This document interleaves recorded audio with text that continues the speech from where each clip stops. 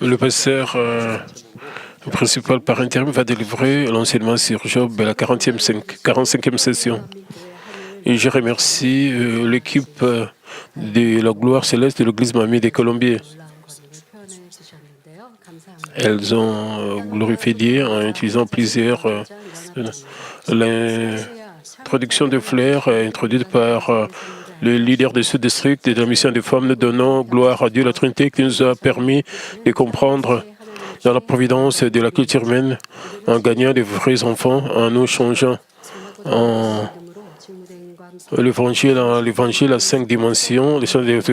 Merci pour nous avoir aidés à courir dans la vérité et dans tous les hommes à travers le monde. Avec le pasteur principal par intérim, nos leaders de ce district, nous voulons rafraîchir l'âme de notre maître comme l'eau froide pendant l'été. Merci. Chers frères et sœurs, dans la dernière session, Job a exprimé la fidélité en disant que les autres étaient inutiles, mais j'ai dit que nous devons voir les choses par la foi, à moins que nous ayons la foi. Nous devons trouver notre vie inutile et nous allons nous retrouver dans la détresse. Il y a aussi des gens qui confessent tout ce que je fais n'est que la vanité, tout ce que je fais pour le Seigneur, pour l'Église est inutile. Il y a des gens, c'est similaire, c'est un problème si vous faites de telles confessions. Il devrait accumuler des choses au ciel, mais même s'ils ont travaillé dur, et pendant les épreuves, les difficultés, ils font de telles confessions comme que tout est inutile, personne ne reconnaît mon travail. J'ai subi une perte. Ils considèrent que tout ce qu'ils ont fait est inutile. Ils sont juste comme Job. Pourquoi?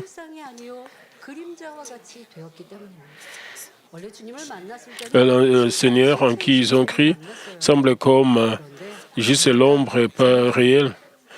Comme Job, dans Job 7, tous mes membres sont comme une ombre. Parce qu'ils ont désobéi, ils n'ont pas tout mis toutes les choses en mort. Et ils pensent que tout est une ombre pendant les difficultés. Ils pensent que le Seigneur est juste comme une ombre. Et leur foi devient comme s'ils avaient vraiment la foi. C'est parce que le Seigneur auquel ils croient n'est pas la réalité, mais comme une ombre. Si c'était la vraie foi, Hébreux 11, 3, comme il est dit, c'est par la foi que nous reconnaissons que le monde a été formé par la parole de Dieu, en sorte que son convoi n'a pas été fait des choses visibles. Tout ce que vous demanderez se révélera comme réalité et vous pourrez vivre une vie de foi qui rencontre Dieu. Aussi, peu importe le genre de souffrance qu'il y a, puisque nous avons l'espérance du ciel, nous pouvons courir avidement vers la porte du ciel sans nous plaindre au milieu des difficultés. Dieu vivant, il ne considère pas tout ce qu'ils font inutile à travers de telles paroles. Et quand ils disent que tout est inutile, ils font tomber toutes choses. Parce qu'ils ne sont pas plantés profondément parce qu'ils ne se tiennent pas sur le rocher, ils ne sont pas.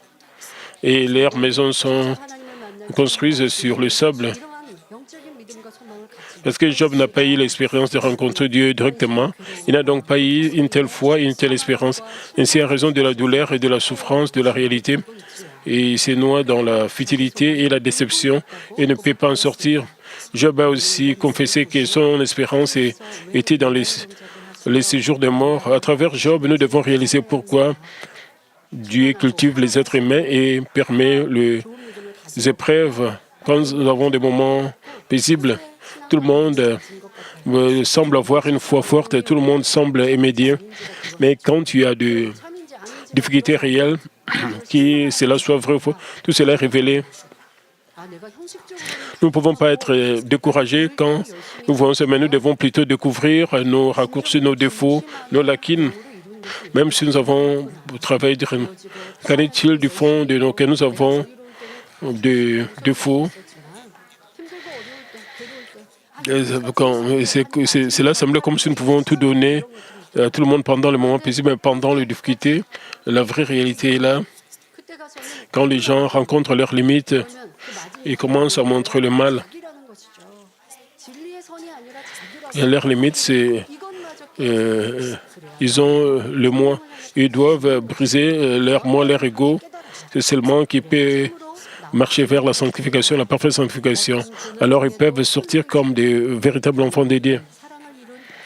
Même dans n'importe quelle agonie, nous devons comprendre le cœur de Dieu qui veut gagner des vrais enfants qui sont inébranlables dans toutes les difficultés, qui ont atteint l'amour immuable. Nous devons maintenant devenir joie et réconfort de Dieu. Dans le chapitre 16 et 17 du livre de Job, les esquisses et l'affirmation de soi de Job, les condamnés Dieu comme étant un mauvais Dieu et ses amis, des mauvais amis qui harcelaient celui qui était innocent. Maintenant, au chapitre 18, Bildad et Shuach apparaît à nouveau.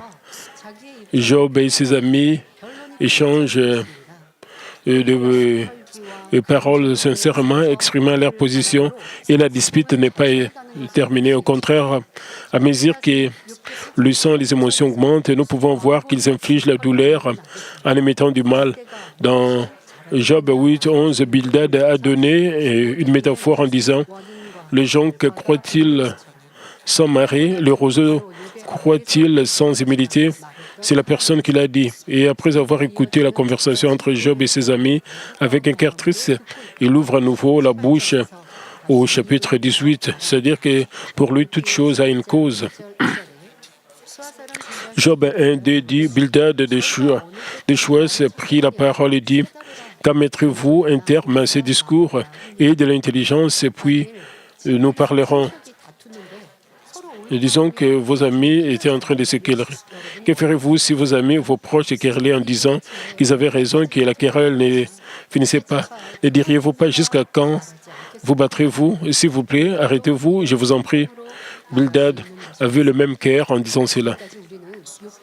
Jusqu'à présent, nous nous sommes sentis profondément regrettables en regardant le dispute entre Job et ses amis. Ils ont chacun insisté sur le fait qu'ils avaient raison et que les autres avaient tort. Ils se sont soutenus et ont répété les paroles de l'autre. Quant à la plupart des gens, lorsqu'ils se disputent, ils réfléchissent aux paroles à dire pour battre les autres et inventent des histoires. Ils ont du mal à trouver des paroles pour battre les autres. Quand ils se retrouvent en difficulté, sans rien à dire, ils se mettent même en colère. Je vais que vous examiner pour voir si vous avez eu une dispute aussi inutile pour battre une autre personne jusqu'au bout. Jésus nous a dit dans Matthieu 7, 6, ne donnez pas les choses saintes aux chiens et ne jetez pas vos perles devant les pourceaux de pères qui ne le foulent aux pieds, ne se retournent et ne vous déchirent.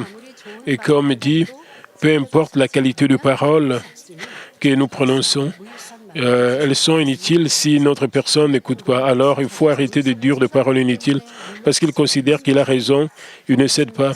Il est donc sage pour nous d'arrêter d'abord la dispute et d'empêcher et qu'elle ne devienne plus violente. D'ailleurs, il y a aussi des cas où un tiers intervient pour aider à mettre fin à une dispute. Alors qu'il essaie apparemment de donner une leçon aux autres, il finit par en dire plus.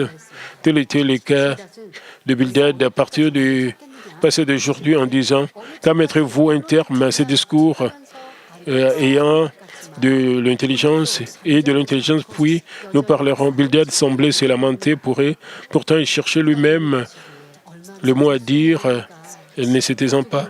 Combien cela dit être ridicule aux yeux de Dieu. Job et ses amis les amis qui se disputaient d'abord n'avaient pas raison, mais Bildad, qui a passionnément dit qu'il pensait, après leur avoir dit de se taire, avait également tort. Bildad a interrogé Job comme suit. Nous lisons dans Job 18, 3, 4. Pourquoi sommes-nous regardés comme des bêtes? Pourquoi ne sommes-nous pas à vos yeux que des brites? Ou toi qui te déchires dans ta frère, faut-il à cause de toi que la terre devient déserte. Faut-il que des rochers disparaissent de leur place? Jusqu'à présent, Job avait méprisé ses amis en disant, vous n'êtes pas comme des hommes, vous n'êtes pas parfaits, vous ne méritez même pas de traiter avec moi. C'est pourquoi Bildad a commenté que Job ne les considérait pas comme des amis, mais comme des bêtes. Contrairement aux hommes, les bêtes n'ont ni raison ni discernement. Et ils ne font que suivre leur instinct. Aux yeux de Bildad, Job traitait ses amis comme des bêtes sans raisonnement et les appelait coupables. Alors il a demandé pourquoi ne sommes-nous pas vos yeux que de brides? Jusqu'à présent, Job avait humilié ses amis et les avait réprimandés avec colère. Ses amis ont également réfuté ses déclarations sans même céder un peu. Ainsi, les deux parties étaient en faute.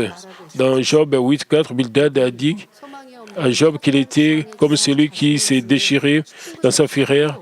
Alors que Job se trouvait dans une situation aussi désespérée, misérable, ses amis continuaient à le réprimander ainsi. Il a fini par devenir une personne qui se déchire dans sa colère. Ensuite, examinons comment Job s'est déchiré.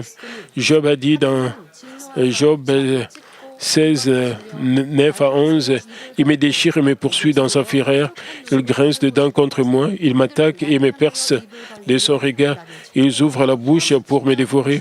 Ils m'insultent et me frappent les joues. Ils s'acharnent tous après moi. Dieu me livre à la merci des impies. Il me précipite entre les mains de méchants. En disant que Dieu l'a livré à la merci de ses amis, des impies, et l'a précipité entre les mains de méchants, Job non seulement défié et montré des ressentiments envers Dieu, mais a également traité ses amis comme des impies.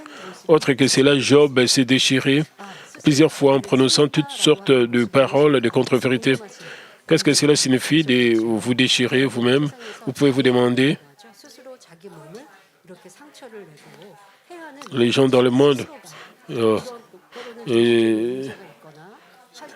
se nuisent et même les gens qui ont des problèmes mentaux se détruisent. C'est très dangereux si leurs enfants font cela. Leurs parents doivent normalement enchaîner leurs mains parce qu'ils se font du mal, ils se déchirent le corps. Il y a des gens qui ont des problèmes mentaux comme cela. Ils vont avoir leur partie du corps déchirée. Job faisait cela selon ses amis.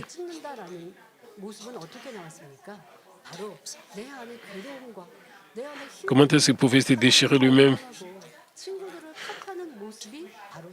Leur agonie s'est transformée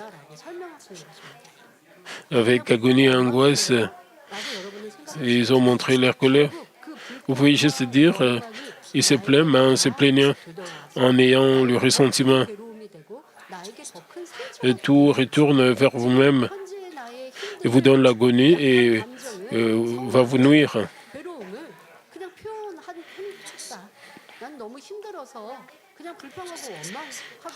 Vous exprimez juste comment est-ce que vous vous sentez, votre chagrin, votre tristesse à cause de cela.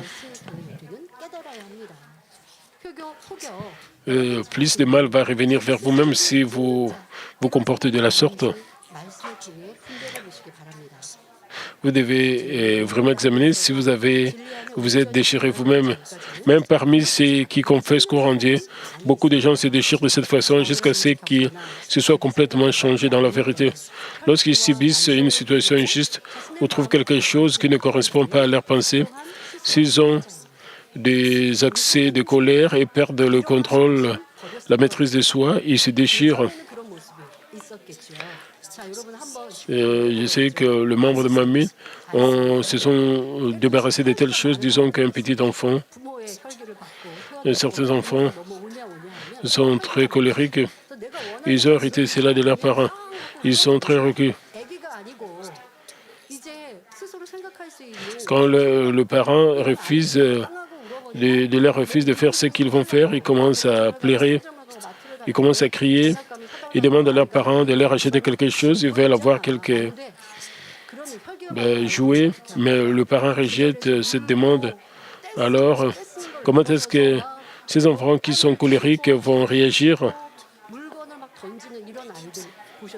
Ils vont commencer à se battre à eux-mêmes et à jeter des choses, des trucs. C'est l'acte de se déchirer et à jeter des choses par terre, à briser des choses. Il y a des enfants qui se comportent de la sorte. Il y a aussi des cas, il y a ceux qui se déchirent aussi avec le pensée charnel.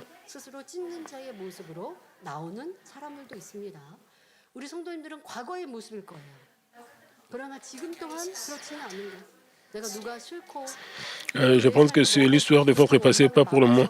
Pour le moment, est-ce que vous détestez quelqu'un? Vous avez des ressentiments? Vous vous sentez seulement rafraîchi? Après avoir fait sortir de telles paroles, si vous faites cela, vous allez mettre les autres dans les tresses. Ça peut être vos frères et sœurs, et cela va retourner vers vous si vous faites cela. Vous savez, le fait de se déchirer peut être manifesté de plusieurs manières. Vous devez vous examiner vous-même. Vous devez examiner vos natures pécheresses, votre mal, et vous devez rejeter cela.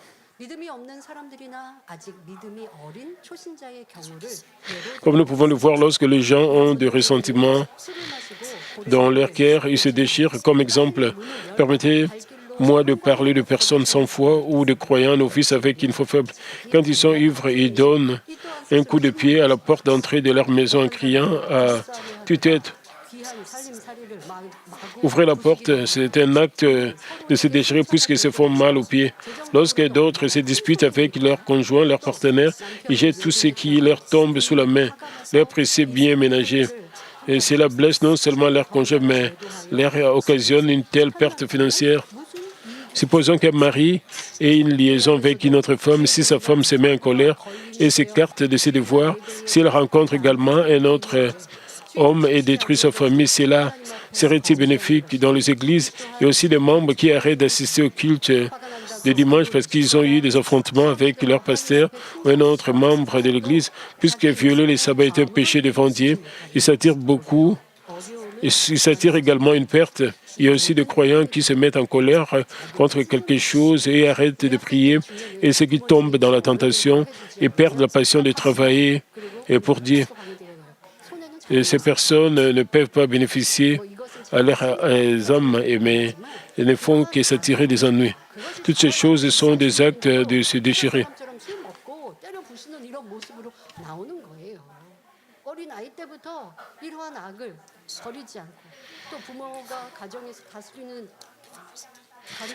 Et si quelqu'un ne se débarrasse pas de ce péché dès son enfance, il n'est pas enseigné de bonne manière, il va terminer sa vie en étant une mauvaise personne spirituellement. Nous ne devons pas mettre le blâme sur les autres. Je vais arrêter de travailler pour Dieu. Ça, c'est une grande perte spirituellement. Vous pouvez penser, je n'ai pas commis de péché, je ne suis pas allé dans le monde. Qu'est-ce que Dieu va dire? Dieu va dire que vous aimez vous-même, vous ne m'aimez pas. Si vous m'aimez, vous allez vous consacrer à mon travail. Vous allez vous humilier et vous porter volontaire parce que vous détestez quelqu'un, vous détestez votre environnement, vous restez silencieux. Vous devez savoir que ceci est spirituellement une grande perte. Vous devez savoir combien vous vous aimez vous-même. Vous ne vivez pas pour Dieu, mais vous vivez pour vous-même ou en vous aimant vous-même.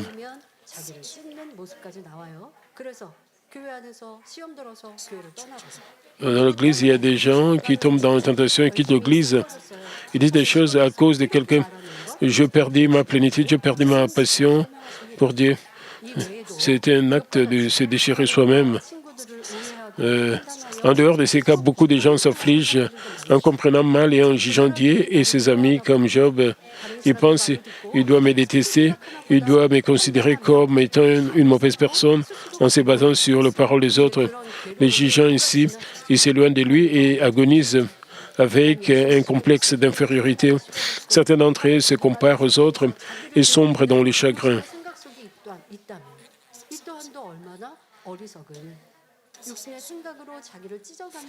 Ils sont aussi dans l'agonie, c'est vraiment de la folie, c'est vraiment insensé. C'est aussi un acte de se déchirer. D'autres font le mal par jalousie contre eux. Ils sont tous affligés à cause de leur propre mal.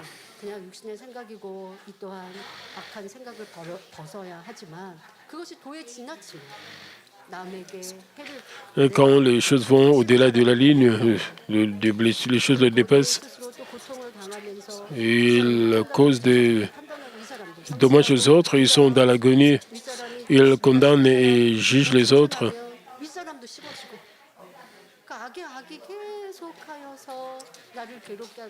De cette manière, le mal est accumulé et cela va continuer à vous donner la détresse. Ils pensent qu'ils aiment Dieu, ils travaillent dur pour Dieu, mais avec de telles pensées charnelles,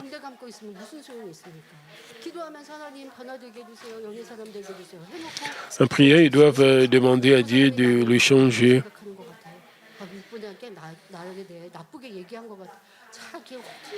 Et ils pensent et ils sont dans l'agonie avec de telles pensées charnelles. Combien cela est insensé. Et Job faisait exactement cela. Et Job disait que Dieu l'a réprimandé. Dieu l'a mis dans la détresse. Il pensait comme cela. Il était de plus en plus dans l'agonie. Vous devez savoir, si vous êtes déchiré vous-même et c'est déchiré même dans leur mal, ce n'est pas que quelqu'un a fait des commérages contre nous, vous ne devez pas faire de telles choses.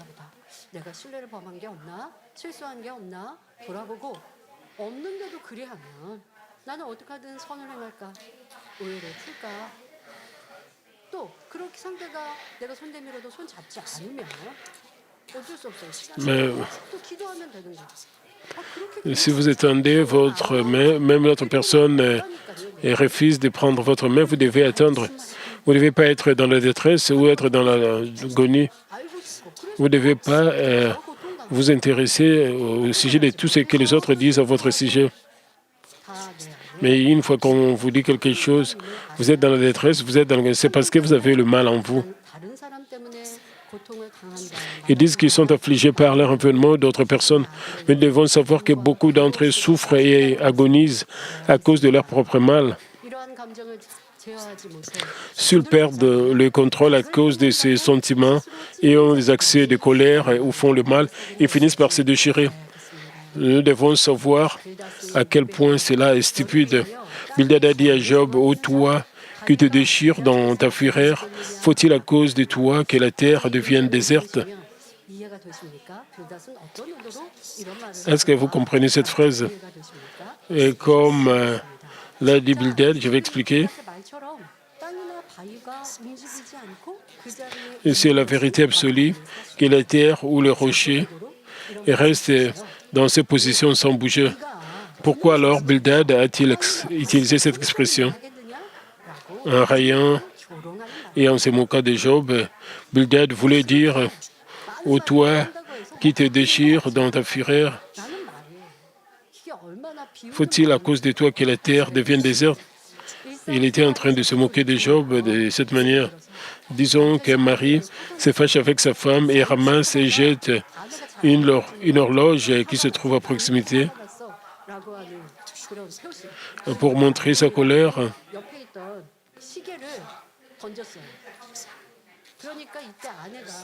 Et elle prend l'horloge et jette cette horloge. À ce moment-là, si sa femme réagit, est-ce que cela suffira à apaiser ta colère? Pourquoi ne pas en jeter une plus chère? Puis le mari devient furieux. Ce que le mal est fait n'est pas bien, mais la femme va plus loin que cela. Après avoir lancé une horloge, le mari a peut-être voulu arrêter de se battre, mais comme la réaction de la femme le rend plus en colère, il peut jeter un objet de valeur que sa femme chérit. Plus tard, il peut jeter tout ce qui lui tombe sous la main. Si sa femme était sage, elle se rendrait immédiatement compte qu'elle a agi de manière insensée et qu'elle ne subirait Et elle ne subirait une perte qu'en faisant enrager son mari. Elle ferait preuve de maîtrise de soi et se repentirait alors devant Dieu, s'excuserait poliment auprès de son mari et empêcherait le problème de s'aggraver.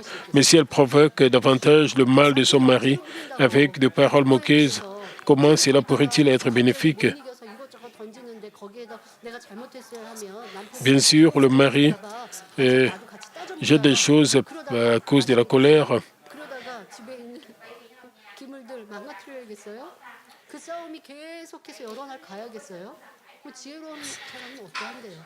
Est-ce que la dispute doit continuer? Si vous êtes sage, vous devez réaliser que votre mari est en colère. Vous devez vous retenir. Même si vous dites quelque chose, il n'aura pas le discernement de comprendre parce qu'il est en colère. Comme vos sentiments sont en train de monter, vous voulez gagner la dispute.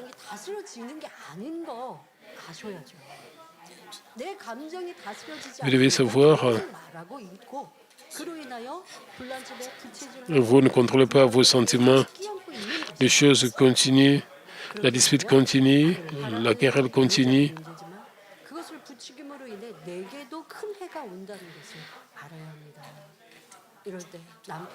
Après cela, vous devez savoir, vous allez subir une grande perte à cause de votre comportement violent.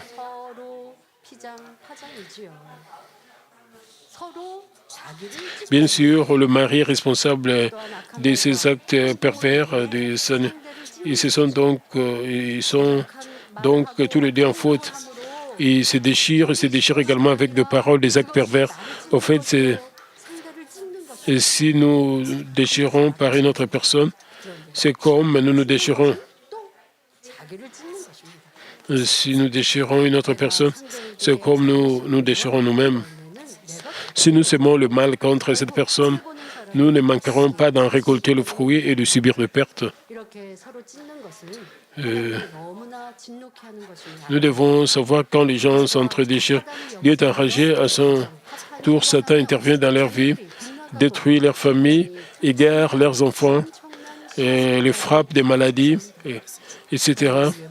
S'en suivent des sévères épreuves et tribulations. Alors que Dieu détourne son visage d'eux, l'ennemi diable le mord et le déchire à sa guise. Et quand vos enfants s'égarent, c'est la plupart des cas, dans ces cas, le parent se dispute, se battent, et la conséquence, c'est que les enfants s'égarent. Quand l'homme et la femme se battent, les enfants seront lésés, ils seront touchés, blessés dans leur cœur. Le parent ne réalise pas cela. Ils causent des problèmes de leurs enfants. Ils mettent seulement le blâme sur les enfants. De cette manière, ils ne peuvent pas résoudre leurs problèmes. Même si vos enfants sont déjà adultes, quand vous vous examinez,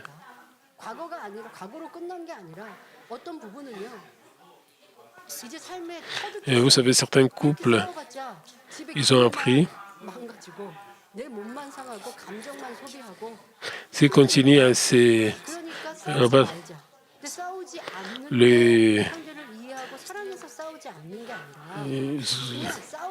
les objets de la maison vont continuer à être détruits. Ils ont décidé de ne plus faire cela, de ne plus briser les choses quand ils disputent.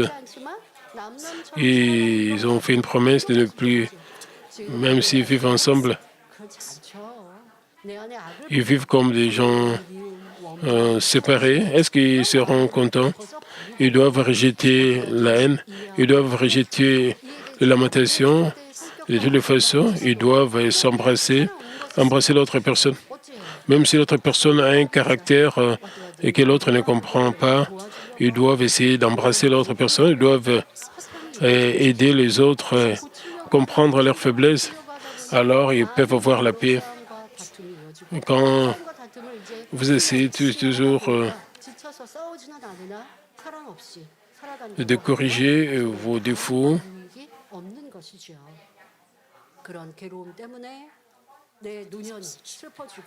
Et si vous êtes toujours dans l'angoisse, vous passez vos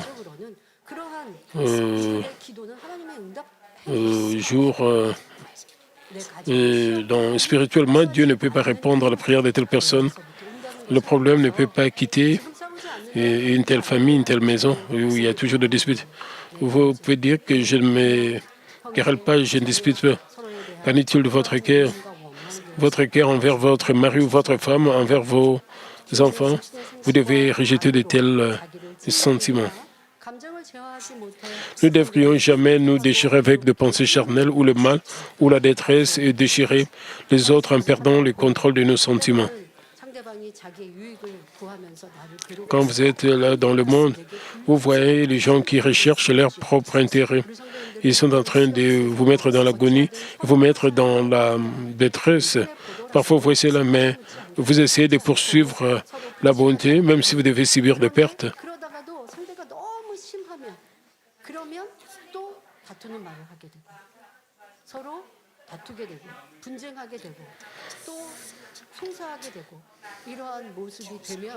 Si vous vous battez, vous vous accusez les uns les autres. Dans une famille,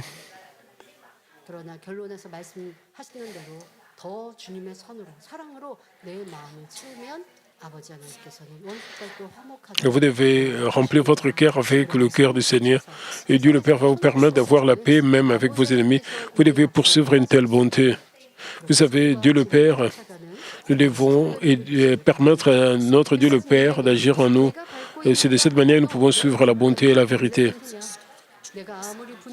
Avec des expressions figuratives, Bildad se moquait de Job en disant « Ô toi qui déchires dans ta fureur, faut-il à cause de toi que la terre devienne déserte? Faut-il que les rochers disparaissent de leur place ?»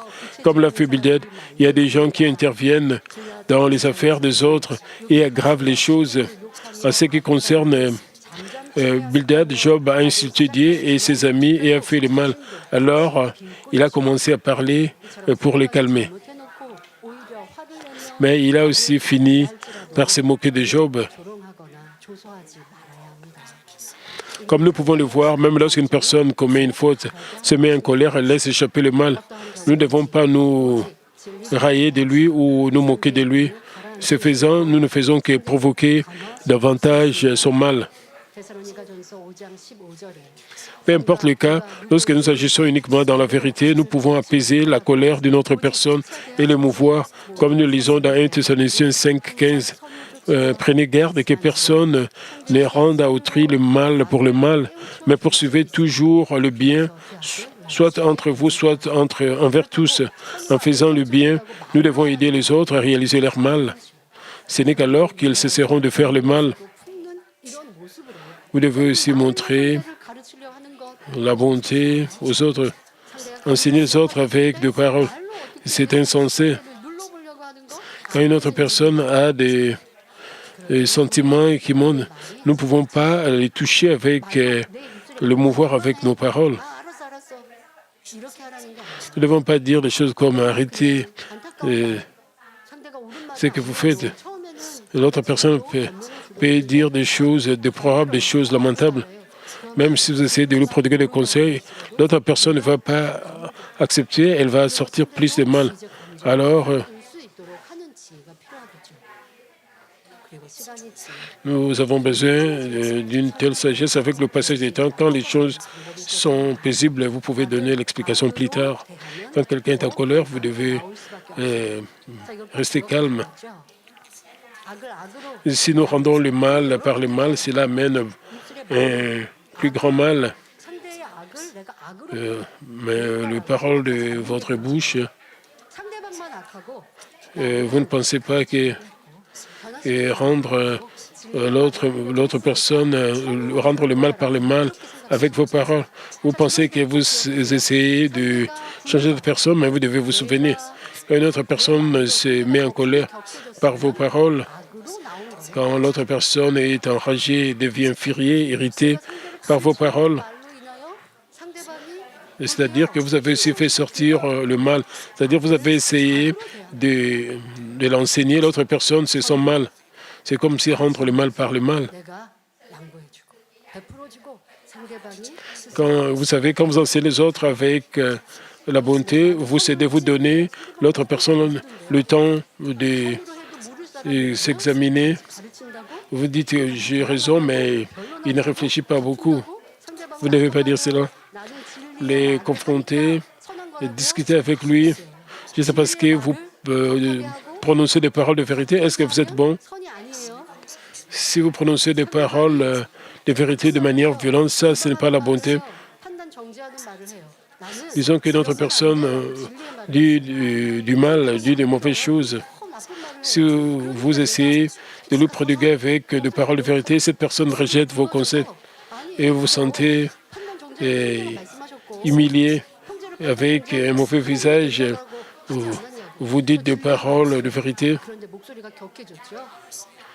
Même si vous dites des paroles de vérité, vous élevez votre voix en lui prodiguant des conseils. Ça, ce n'est pas la bonté. Job et ses amis ne rendaient que le mal par le mal. C'est pour cela que la discussion ne pouvait pas s'arrêter. Les gens aussi ont une mauvaise conception. Une autre personne dit quelque chose de mauvais. Vous essayez de lui prodiguer des conseils avec des paroles de vérité. Vous pouvez dire parce qu'il n'a pas entendu. Et cela va se développer en dispute, en querelle, même en bagarre. Vous devez réaliser cela. Vous ne devez pas résoudre le problème de cette manière-là. Dans votre propre vie, vous devez savoir. Vous devez savoir.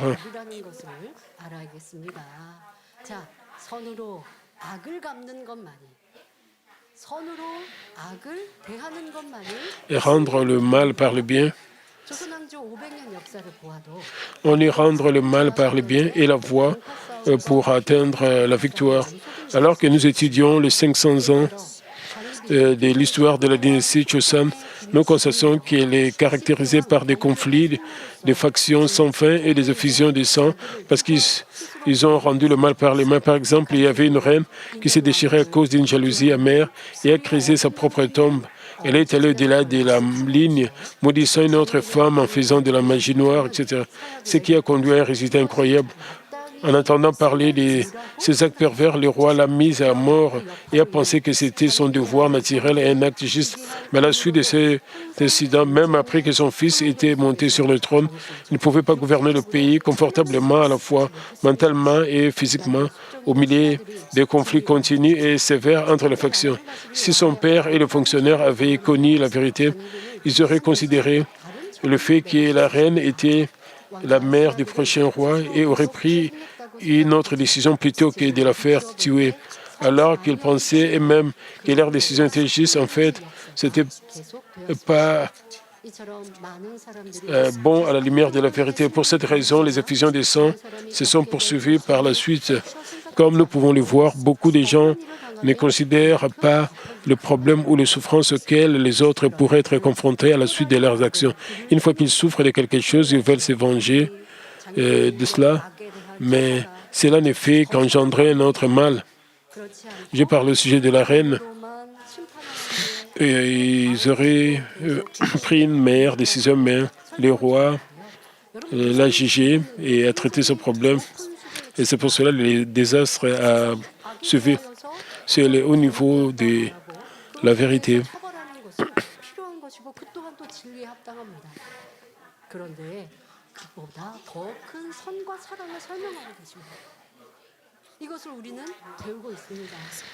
La bonté et la vérité que nous mentionnons ici, c'est le haut niveau de la bonté et de la vérité. Jésus avait ses cœurs, Jésus traitait même ceux qui faisaient du mal contre lui et leur montrait toutes sortes de... Mais ces gens lui montraient toutes sortes de railleries et de mépris mais Jésus montrait et réagissait seulement avec la bonté. Nos pères de la foi ont également toujours agi dans la poursuite de la bonté. La raison en est que répayer le mal d'une personne par la bonté nous apporte une vraie victoire. Il peut sembler que nous subirons une perte en traitant les mauvais gens que dans la beauté, mais ce n'est pas le cas dans la vérité. Dieu prend toujours le parti de ceux qui ont un bon cœur et cherchent le droit chemin. Veillez garder à l'esprit que nous agissons, que lorsque nous agissons dans la bonté jusqu'à la fin, Dieu est avec nous, chassant le ténèbre et renversant la situation. Bildad a dit dans Job 18, 5, 6, la lumière du méchant s'éteindra et la flamme qui en jaillit cessera de briller.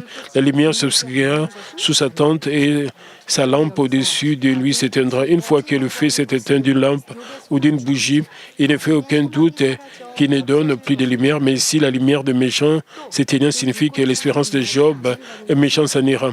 Et la flamme de son feu cessant de briller signifie que puisque toutes les réalisations de Job étaient des œuvres d'un homme impie, elle ne donnerait aucune lumière et tout s'effondrerait. Bildad maudissait Job comme cela. Bildad a sévèrement maudit et s'est moqué de Job parce qu'il avait nourri de la jalousie contre lui. En examinant la vie intérieure de Job, nous constatons que toutes ses actions étaient vertueuses et justes au point que Job lui-même les considérait comme justes et en était fier. D'après les commentaires d'Eliphaz à propos de Job et dans Job 4, 3, 4, voici, tu as souvent enseigné les autres, tu as fortifié les mains languissantes, tes paroles ont relevé ceux qui chancelaient, tu as fermé les genoux qui pliaient. Nous découvrons quelle vie vertueuse Job avait l'habitude de mener. Toujours dans Job 29, 15, 17. 15 à 17, Job parle de sa vie comme suit. J'étais l'œil de l'aveugle et le pied du boiteux. J'étais le père du misérable, j'examinais la cause de l'inconnu. J'ai brisé la mâchoire de l'injuste et j'ai arraché de ses dents la proie.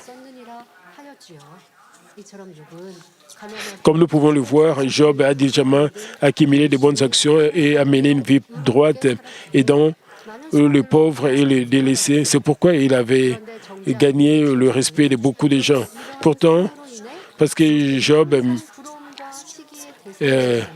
menait une telle vie, ses amis étaient toujours jaloux et enviés de lui, comme nous le constatons dans le passage biblique d'aujourd'hui. En particulier dans la partie où Bildad se moquait de Job, l'appelant l'un de méchants. Quant aux gens charnels, quand quelque chose ne s'accorde pas à leur cœur et n'est pas à leur goût, ils agissent mal comme cela. Ils minimisent les réalisations des autres, exagèrent leurs défauts mineurs en tant que de grands défauts et créent des histoires pour les faire passer pour des méchants. La raison en est qu'ils ont de l'envie, de la jalousie et de la haine. Mais quant aux hommes spirituels, ils aiment leurs ennemis et prient pour leurs persécuteurs, comme dit dans Matthieu 5, 44. Ils ne veulent pas que la lumière des méchants s'éteigne. Au lieu de cela, ils veulent qu'il soit changé de n'importe quelle façon et être sauvé. Au verset 5 du passage biblique d'aujourd'hui, la lumière des méchants s'éteindra et la flamme qui en jaillit cessera de briller. Bildad a affirmé que la lumière des méchants s'éteindrait. Au fait, dans le verset suivant, il a mentionné que la lumière dans la tente du méchant serait obscurcie et sa lampe s'éteindrait au-dessus de lui. Le verset 6, la lumière s'obscurera sous sa tente et sa lampe au-dessus de lui s'éteindra, est une description de la façon dont les paroles du verset 5 seront progressivement accomplies. À savoir, la lumière d'un méchant s'obscurera progressivement et sa lampe s'éteindra complètement. Bildad a dit cela à son ami. Quelle malédiction vicieuse est cela? Si vous êtes en effet un homme de vérité croyant en Dieu, comment devriez-vous traiter avec une personne qui se décourage comme Job? Vous devez planter de l'espérance en elle par n'importe quel moyen, l'aidant à marcher sur le chemin des justes. Voilà à quoi ressemblent vraiment les enfants de Dieu. Vous devrez avoir le caractère et les actes de Jésus. Puisque vous avez l'envie et la jalousie dans votre cœur, quand vous passez par des épreuves, qu'est-ce qui arrive dans votre vie? Vous n'avez pas aimé cette personne, vous n'avez pas confronté cette personne. Vous voyez cette personne, vous commencez à dire toutes sortes de choses. Vous commencez à parler derrière cette personne. Vous n'avez pas réalisé que vous avez des ressentiments contre cette personne. Quand vous voyez cette personne dans des difficultés, vous commencez à les calomnier cette personne, vous vous joignez aux autres pour calomnier cette personne. Vous savez, par la vérité, même quand nous découvrons le défaut de l'autre personne, nous devons couvrir cela. Quand vous voyez cette personne dans des difficultés, vous commencez à et répandre de rumeurs contre cette personne. Vous devez savoir combien cela est mal aux yeux de Dieu. Est-ce que vous êtes repenti de cela? Est-ce que vous avez réalisé que vous avez un tel mal en vous? Vous n'avez pas réalisé que vous avez une telle jalousie, de tels ressentiments comme les amis de Job? Qu'en est-il d'aujourd'hui? Puisque vous ne faites pas cela, cela signifie que vous n'avez pas cela dans votre cœur. Vous devriez vous repentir complètement parce que vous avez commis de tels mal. Vous devez admettre que vous avez encore un tel mal dans votre cœur. Vous devez prier, gêner pour déraciner tout ce mal qui est en vous. Si vous n'avez pas fait de telles choses, ce mal est toujours là en vous. Parce que les choses sont paisibles pour le moment, ces choses ne sont pas révélées pour le moment. Vous devez examiner, vous devez vraiment vous examiner vous-même. Et à travers le cas des amis de Job, vous devez vraiment vous examiner. Qu'en est-il de notre Seigneur? Même quand un méchant est révélé son mal, il n'a pas pointé du doigt. Jésus n'a pas essayé de pointer du doigt le mal des autres. Jésus était la bonté même. Nous devons voir le caractère et les actes de Jésus. Matthieu 12, 20 dit: il ne brisera point les roseaux cassés, il n'éteindra point les lumignons qui fument, jusqu'à ce qu'il ait fait triompher la justice. Ce verset parle du caractère de Jésus et de ses actes. Dans le verset, un roseau cassé signifie spirituellement ceux qui sont remplis de péché et de mal du monde. Les gens qui sont remplis de péché et de mal. Jésus n'a pas pointé du doigt leur mal. À l'époque de Jésus, il y avait des gens qui faisaient du mal contre lui, alors qu'ils ne le voyaient faire que du bien. Ils étaient comme un roseau cassé. Jésus n'a même pas abandonné de telles personnes, a essayé de les éclairer sur la vérité et les a supportés. Ensuite, un lémignon qui fume fait référence à une personne dont le cœur a été fortement trempé dans le mal au point où la lampe de son âme est sur le point de s'éteindre. Si même une telle personne a une petite chance d'être sauvée, notre Seigneur ne l'abandonne jamais jusqu'au bout. C'est son cœur. C'est pourquoi il est resté patient même avec Judas Iscariote, qui le vendrait et a attendu qu'il change jusqu'à la fin. Judas Iscariote volait de la bourse et Jésus savait cela. Bien que Jésus savait que Judas volait, mais il n'a pas pointé du doigt ce que Judas faisait. Il voulait que Judas puisse être transformé et il lui a donné indirectement un effet. Mais Judas Iscariote a continué à poursuivre son chemin, son mauvais chemin. Mais Jésus continue à l'aider. Nous devons voir un tel cœur comme le cœur de Jésus. Dieu n'abandonne jamais même ces âmes qui ne peuvent pas recevoir l'esprit de repentance en commettant de grands péchés et que le Saint-Esprit soit éternel. Est-ce que vous êtes dit qu'il ne va pas être sauvé, il ira en enfer? Est-ce que vous avez dit de telles choses au sujet des autres? Ce sont des paroles de malédiction, vous devez savoir cela. Et puisqu'il a fait quelque chose qui mérite l'enfer, j'ai dit cela. Souvenez-vous de ce que Jésus a fait. Il voulait que ces gens soient transformés, sauvés. Et Judas Iscariote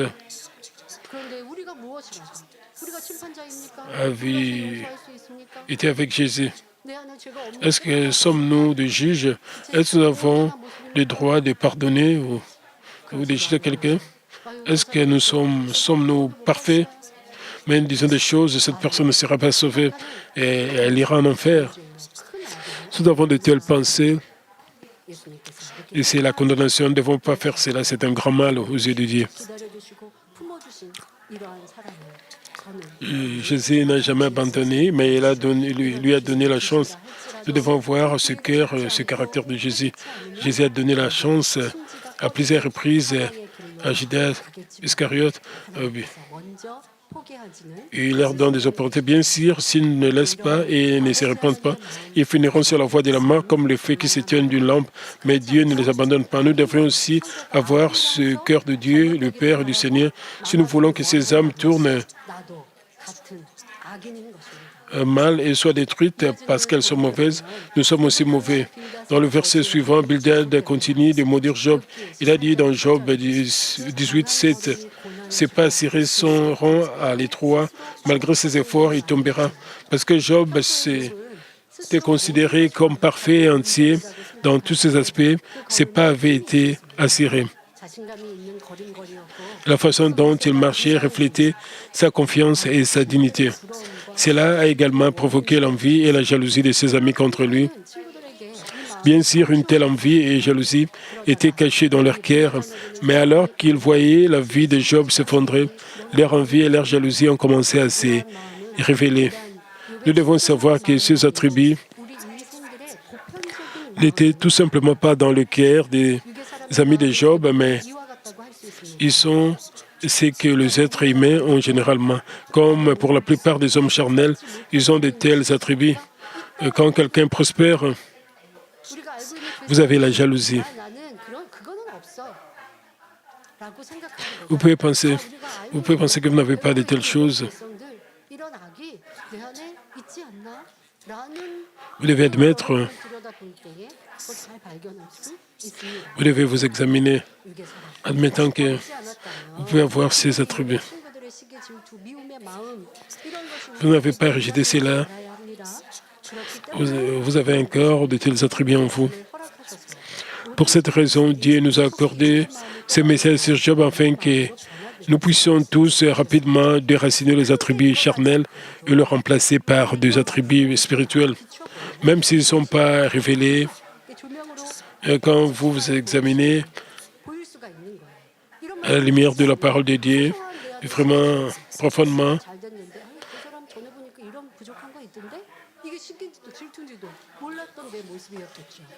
sans ce message, vous ne réalisez même pas que vous avez l'envie et la jalousie. Mais avec ce message sur Job, quand vous vous examinez, vous avez un éveil. Vous découvrez que vous avez le mal en vous.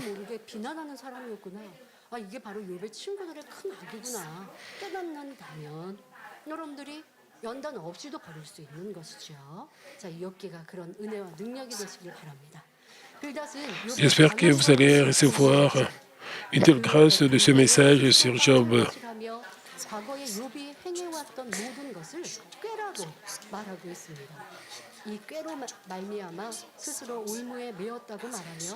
욥이 과거에 쌓았던 업적을 깔아뭉개고 있습니다. 빌닷의 감추어졌던 악한 마음, 사랑이 없는 마음을 적나라하게 드러내주는 말이죠. 마음에 영적인 사랑이 있으면 남이 잘 될 때에 시기 질투하지 않습니다. 우리나라 속담에 Une fois que nous avons l'amour spirituel, nous ne sentons pas envier quand les autres. La prospérité de notre personne rend notre personne jalouse. Sans amour, certaines personnes se sentent jaloux. Ils se moquent des autres quand l'autre personne souffre. C'est lamentable même de notre propre point de vue. Alors, combien, avec Dieu qui est la bonté et l'amour lui-même, se lamentera-t-il?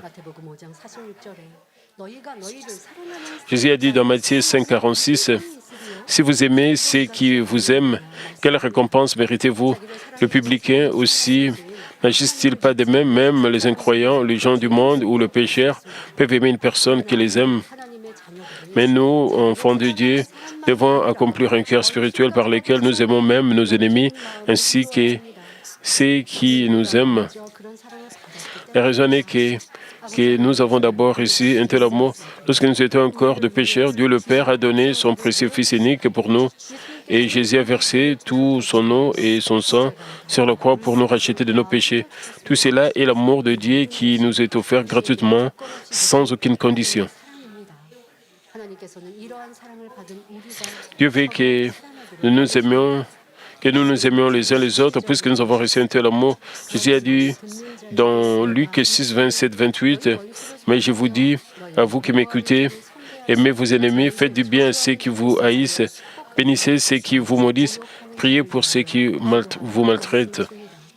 그러므로 나를 사랑하는 사람을 사랑하면 물론 나에게 악을 행한 사람이 Ainsi, il ne faut pas seulement aimer ceux qui nous aiment, même quand une personne qui nous a fait du mal va mal. Nous ne devrions pas nous en réjouir, mais nous lamenter et prier pour elle. Pourtant, Bildad a adressé des paroles de malédiction à Job alors qu'il n'était même pas un ennemi, mais un ami de Job. Vous savez, devez faire sortir le mal. C'est vous déchirez vous-même.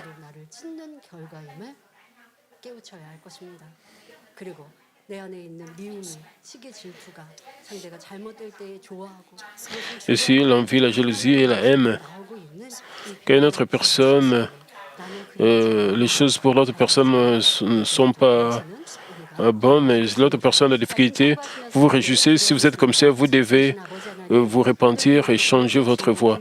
Prions tous concernant le message d'aujourd'hui. Père éternel, merci encore pour cet enseignement profond concernant Job.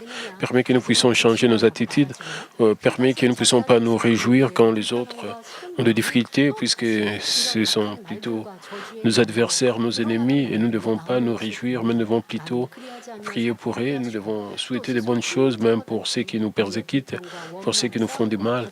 Père, aide-nous à changer, à voir le cœur du Seigneur, à voir ton cœur, le cœur de la bonté, le cœur de la vérité. Permets que nous puissions vraiment nous repentir, que nous puissions réaliser le mal qui est caché en nous et que nous puissions réaliser que nous devons marcher avec l'amour du Père, l'amour du Seigneur. Aide-nous à changer avec l'aide du Saint-Esprit. J'ai ainsi prié. Au nom de Jésus-Christ, Amen.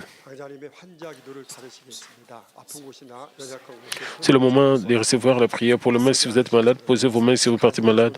Si vous n'êtes pas malade, posez votre main si votre portée. Recevez cette prière pour le désir de votre cœur.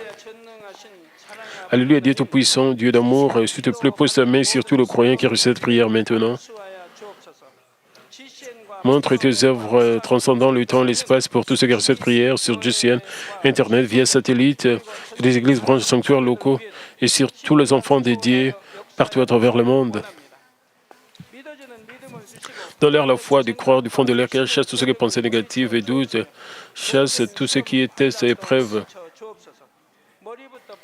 De pied jusqu'à la tête, les parties internes, les jointures, le tissu, les cellules, dans toute le partie malade est consumé avec le feu du Saint-Esprit et avec la lumière originelle. Au nom de Jésus-Christ, j'ordonne à l'ennemi, diable et Satan, toutes sortes de maladies, germes, virus, infirmités, quittez-les, que la lumière brille.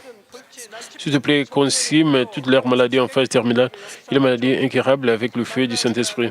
Chasse toutes les maladies endémiques, y compris la malaria. Toutes les maladies contagieuses telles que le rhume, la grippe et la fièvre, quittez-les. Protège-les de toutes sortes de germes et de virus.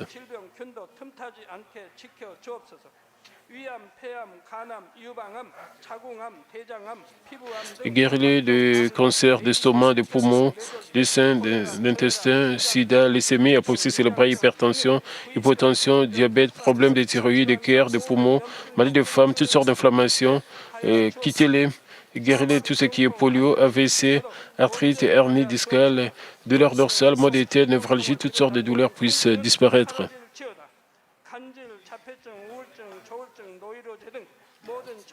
Épilepsie, autisme, dépression, névrose, autres maladies mentales, quittez-les. Toutes sortes de paralysies soient guéries, que le paralytique s'élève et marche. Que leurs yeux puissent bien voir, que les oreilles puissent bien entendre, que les aveugles voient, que le mieux parle, que les sourds entendent.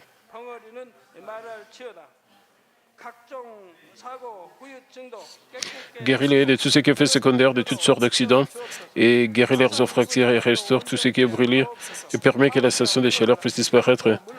Père Dieu, permet qu'il n'y ait pas de cicatrices qui restent. Soyez purifiés de toute dépendance à la drogue, à l'empoisonnement et aux mauvaises substances, que les tissus morts, les cellules mortes soient régénérées. Ramène les morts à la vie. Donne à tes enfants la bénédiction de la conception. Recevez la bénédiction de la conception. Au nom de Jésus-Christ, j'ordonne à l'ennemi, diable et Satan, les principautés de la puissance de l'air, les mauvaises forces dans le lieu céleste et leurs serviteurs, quittez-les.